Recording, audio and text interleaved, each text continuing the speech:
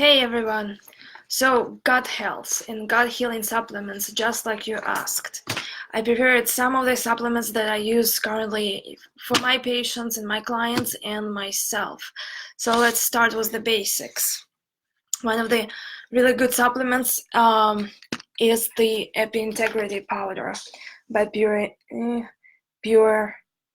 Encapsulations. It's one of my favorite brands, so I use a lot of things from them because they're third-party tested and they're just great. The quality is great. I know they were bought, but I forgot which company bought them. But so far, I haven't seen any bad results with it, so I use it a lot. And why is this? This is one supplement in the form of powder. It has a lot of interesting things in it. For example, it has L-glutamine, 2.4 grams. So you can look at the ingredients if you Google it. But basically, L-glutamine is great for gut health, and we use it a lot. I use any powders or any gut healing components at night. Why? Because it helps you not it helps you to get it slower through your digestive tract. So for example, during the day you keep eating, stuff gets into your intestine, in your stomach, then into your gut, and hopefully gets evacuated at the same time, as needed. But at night this stuff goes slower through your intestinal tract, so you have more benefit from it. So at the same time, I also prefer to use probiotics, quite a big dose at night too. What was your experience? I'm just curious. But the other stuff that's here is Astragalus, deglycerinated licorice. It's basically DGL. You don't really taste it. It doesn't have this compound, so it's devoid of the compound. They got rid of one of the compounds in DGL that increases the blood pressure. So basically, you are not worried if your blood pressure is high. You still can take the supplement. Astragalus is one of the immune supportive supplements that supports your immune system everywhere. And Benigut perea, that's extract, also great for it's their patented or registered trademark, so it's good for your gut too. Arabinogalactan is 2.4 grams. That is the prebiotic, so this supports your good bacteria too. So it gives the bacteria way to kind of feast on good prebiotic and utilize it.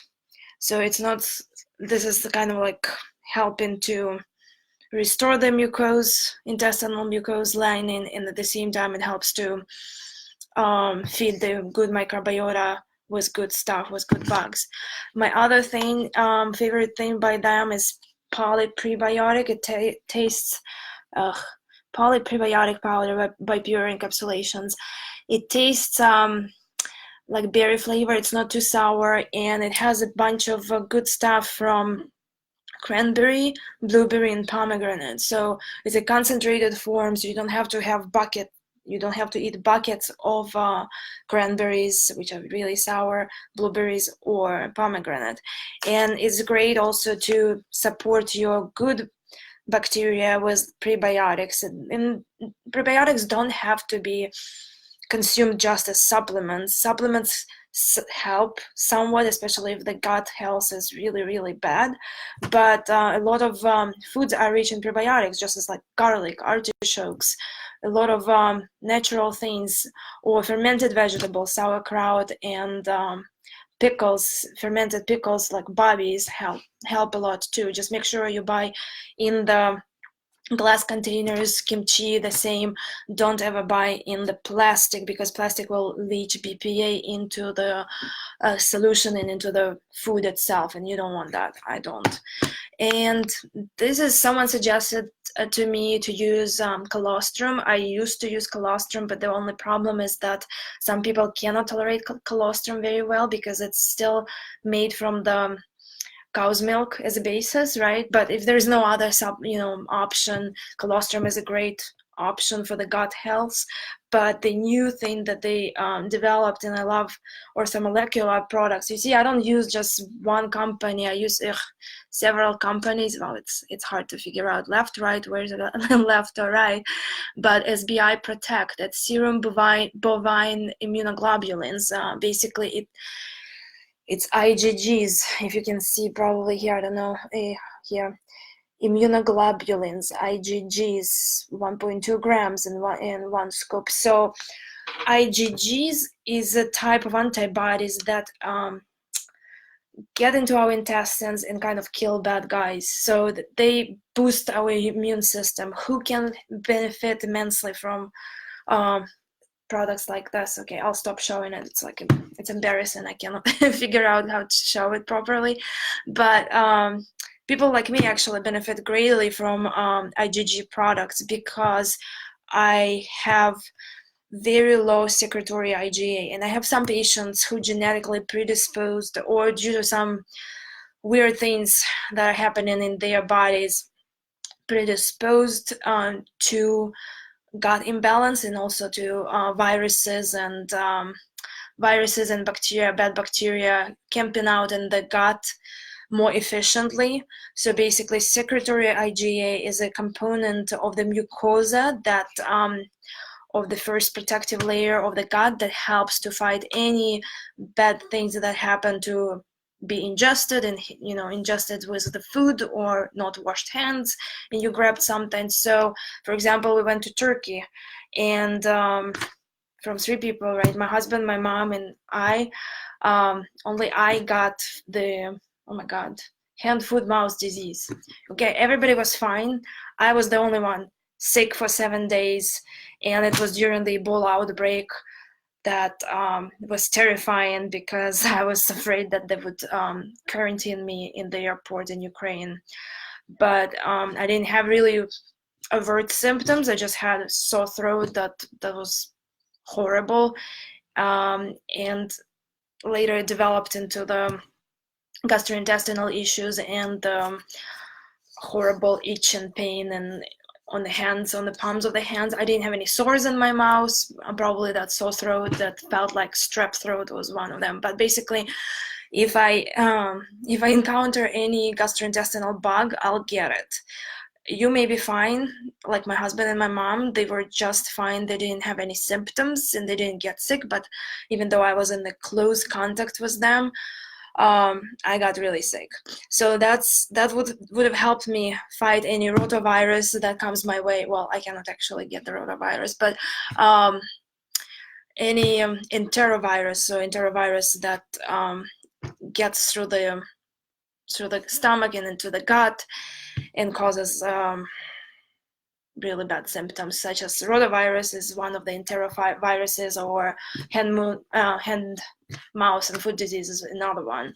And there are plenty of them. You don't have to get vaccinated against one of them because they're so bountiful. You just name it, you may get something during your lifetime. The other thing that I'm exploring, and it has a lot of potential, but it's very expensive. It's a peptide, BPC 157 pure peptide. I use this company, and the research is bountiful on the use of peptides in our health. So this actually helps with lots of joint pain and muscle pain, and also it helps with the restoring the gut lining. Body protective compound, that's what it stands for, and it's derived from the gastric acid, which is your stomach acid. So it's a natural compound that happens to be in everybody's body, and they found out how to derive it. And what is peptide? Peptide is just the combination of amino acid in a certain sequence. So that's just like proteins are made from amino acids in certain sequence, and the same way peptide is the thing that made from different amino acids. Please ask me any questions while I'm here or after the live. I would be happy to answer any questions in the comments, and any feedback would be great too. I appreciate anything you guys want to tell me. but the gut healing wouldn't be complete without digestive enzymes. So this is one of the brands I use, Nordic Naturals. I also have really good pancreatic enzymes. I didn't bring them with me, but pancreatic enzymes by Pure Encapsulations, and I like about them that they are basically kind of like prescription grade enzymes because they have a lot of lipase and all kinds of other things in them. And enzymes help us. They help us to digest food, to absorb it. Especially I see tons of people with malabsorption. They eat meat, they eat protein, they eat all kinds of vegetables. They find fiber in their stool. And also if we do some kind of test like pancreatic elastase that can be done through LabCorp, or functional medicine stool tests such as GI effects or GI maps, I can see if they have sufficient level of the enzymes. So if you don't have sufficient level of enzymes, and I learned everything through experimenting with my stool tests and getting as much information as possible from them, and I'm really good sample to learn from, because every consultation I do, I remember things really good because they're applicable to me. And then I also do the consultations sometimes for my patients if they have done stool before that, before they saw me, or if I ordered a stool and I have some questions, I'm always picking the brains of more knowledgeable people. I mean, people who have seen 1,000+ stool tests a year. So they have much more understanding, and there is always some pearl that I pick up from one or the other consultant. But this enzyme, I like it because it has a lot of different things in it. It's a good broad spectrum enzyme. So you could do it with the with food, or you could do it in between meals, especially if you have some kind of food sensitivities or like joint pain. It helps to break down immune complexes, and the immune complexes from these food sensitivities can be lodged into your joints, into your muscles, cause joint pain, muscle pain. So taking this in between meals could help you to prevent the formation of the immune complexes. And it could be also taken during the meal too, but during the meal I prefer just plain pancreatic enzymes with or without ox bile. So why am I talking about gut health? I mean, I'm talking about gut healing, but I'm also talking about gut enzymes, stomach enzymes, digestive enzymes, because there is not going to be any gut health or gut healing if you are having gastrointestinal stomach issues, like you don't have enough enzymes to break down protein and digest it, you don't have enough stomach acid. No matter what gut healing supplements I'm going to prescribe you or recommend to you, it's not going to help. It's not just as simple as taking L-glutamine 5 grams or 3 to 5 grams 3 times a day. Everybody is different, so this is just a general suggestion. This is what I take, and I do rotate through different supplements, and I actually touched upon one of them, which is Haligas is also a good supplement to take at night if you are having deficiency in some in your microbiota has some problems and it doesn't thrive, or you have the stool test that shows you have some kind of imbalance. I also wanted to attach, I'll put it in the comment, so second part of our Facebook Live, I wanted to talk about this, and you can see the chart if you pull it up. It's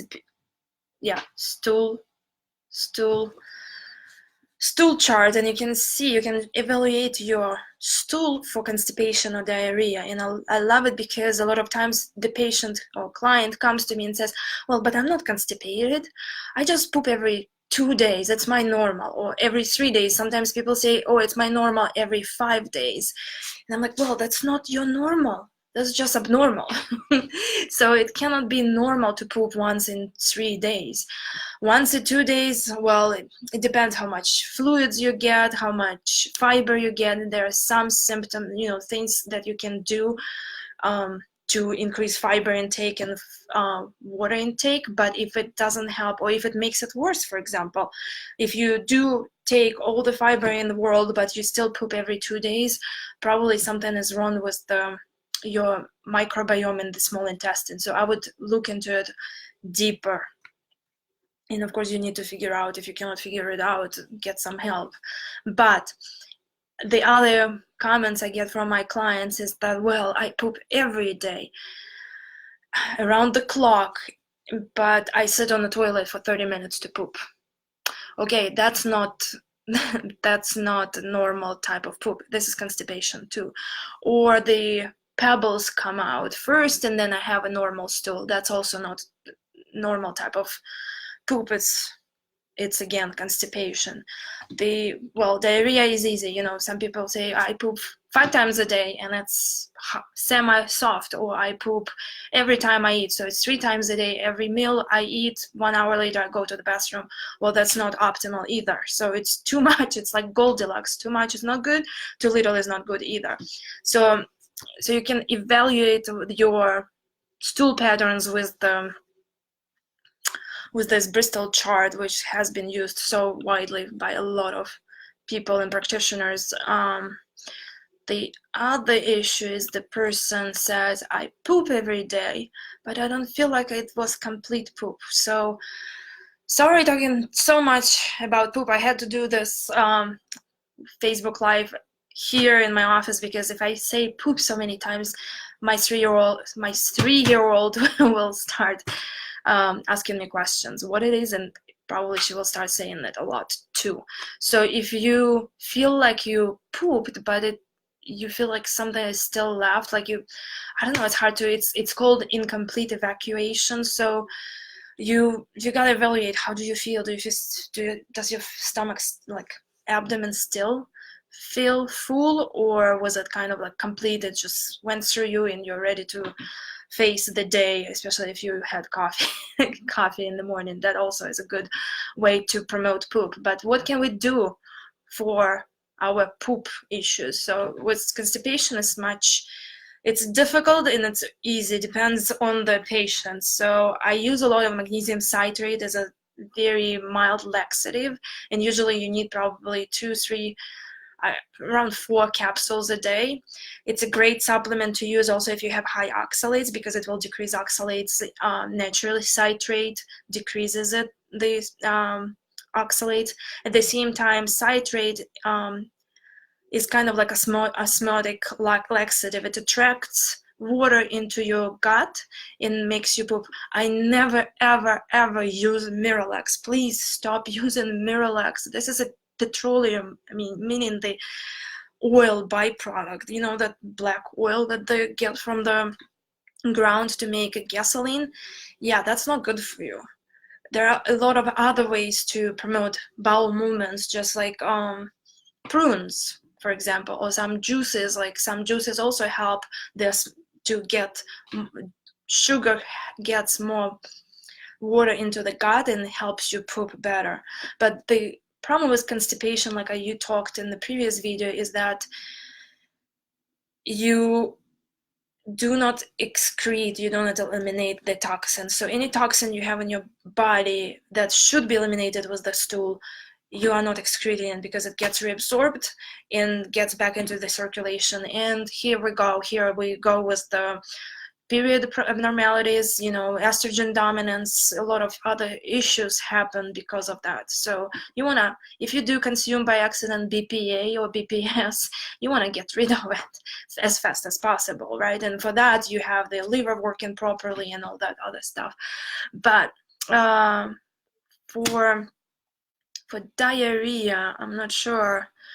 For diarrhea, you gotta figure out the cause, and the causes could be numerous. It could be gallbladder issues. It could be fat malabsorption. So diarrhea is complex. It could be small intestinal bacterial or fungal overgrowth. So it all depends on the cause. So for example, I had a patient. He came in with the lifelong diarrhea. I only started him on ox bile and some digestive enzymes. He started absorbing fats and digesting fats better, and his diarrhea was gone. He has been suffering with diarrhea for 30 plus years. So had he And he also thought it was normal because, you go to the doctor and doctor says, well, that's your normal, just get used to it. So I'm gonna share this in the comments. This is 5R framework for gut restoration from the Institute for Functional Medicine. And it talks about 5 things that you need to heal the gut and feel better and get rid of all your, not all of them, but some of the symptoms that you may be suffering from that depend on the gut health. Like, for example, I have joint pain. So that got better once I started working on my gut health. So the first step is to remove all the foods that could be causing you that is you are sensitive to. And it also could be getting rid of the parasites or pathogenic bacteria that lives and thrives in your gut. And I'm gonna talk a little bit more later with let me know if you want to see some case studies. I would love to share some case studies with you. Hopefully they'll help.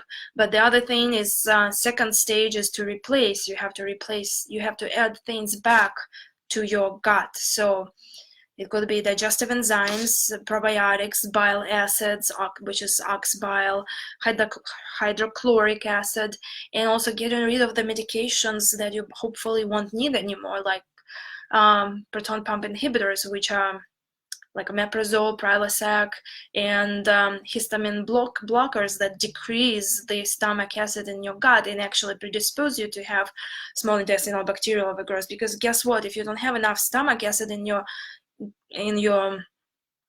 stomach, it will not kill the pathogenic bacteria and viruses, and it will let the bacteria in the small intestine to overgrow.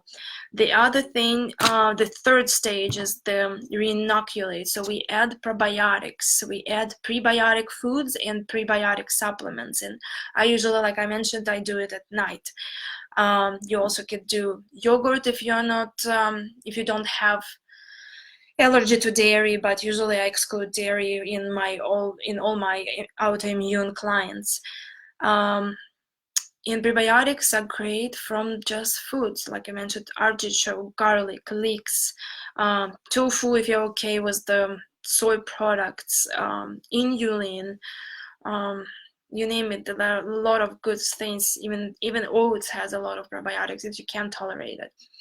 The fourth stage is repair. So sometimes we do all these stages together, all these 5 stages, and sometimes we do stepwise approach. It all depends on the patient, on the severity of the symptoms, and how fast we want to get the improvement. So, and also how many supplements we want to take. Some people are just fine with 10 supplements, and other people are like, no, give me 2 supplements and be done with it. So that also means that it will take longer too. And also it's important to take genetics into the account too. So at some stages, if there is nothing that helps, I do genetic panel and I try to figure out what else has to be improved upon. The fourth stage is repair. So that's where we include vitamin A, C, and E to repair the intestinal lining. So I found out from my own experience, vitamin A deficiency. I have some people who have like braille or like pimples on the back or side of the arm. So if you have that, that's probably vitamin A deficiency. And you have probably to take a couple forms, retinol palmitate if you're not pregnant or trying to get pregnant, and beta-carotene. Retinol palmitate if you're not trying to get pregnant, it's a certain dose. You can, like 3,000 units. I think you shouldn't overdo it. But in general, I prescribe quite high doses of vitamin A for myself and my patients. Hi, Anya and Timothy. Happy to see you here. It's like we cannot meet in person, so we have to see each other on Facebook Live. But anyway, so repair, we talked about it. In zinc, I have so many people who have white spots on their nails. Just check your nails right now. Do you have white spots? It's zinc deficiency. And guess what? Zinc deficiency is important for not just gut health, but also reproductive health, sperm count, sperm quality. So if you're trying to get pregnant, definitely look into it, how good zinc is in your husband or partner. And the fifth stage is rebalance. So we're gonna rebalance with sleep, exercise, general things that we do anyway. We should do them anyway in any case. So let me know if you have any questions. I'll post this as a link in the comments, and I'll be here to answer your questions shortly after, or as long as this is posted on my Facebook page. Okay, bye.